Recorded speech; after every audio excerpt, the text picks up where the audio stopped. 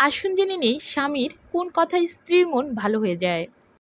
ভালোবাসা প্রকাশে স্ত্রীকে বলুন, আমি তোমাকে ভালোবাসি। এতে স্ত্রীর মন ভালো থাকবে, আবার স্বামীর প্রতি স্ত্রীর ভালোবাসা বাড়বে।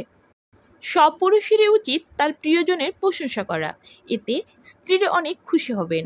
নারীরাও মনে মনে প্রিয় পুরুষের মুখ থেকে নিজের প্রশংসা শুনতে ভালোবাসে। সংসারের ছোটোখাটো কাজ করার পর স্ত্রীকে ধন্যবাদ দিন ও তার প্রশংসা করুন। স্ত্রীর প্রতি কৃতজ্ঞতা প্রকাশ করার মানসিকতা সব পুরুষেরই থাকে না।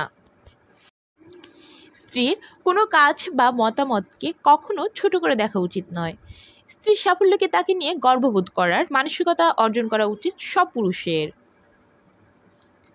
যে কোনো পরিস্থিতিতে স্ত্রীকে আশ্বাস দিন যে আপনি তার পাশে আছেন, তাহলে জীবনের যে কোনো পরিস্থিতির কথা স্ত্রী আপনাকে জানাতে ইচ্ছুক হবে, আপনাকে কখনো ভয় পাবে না।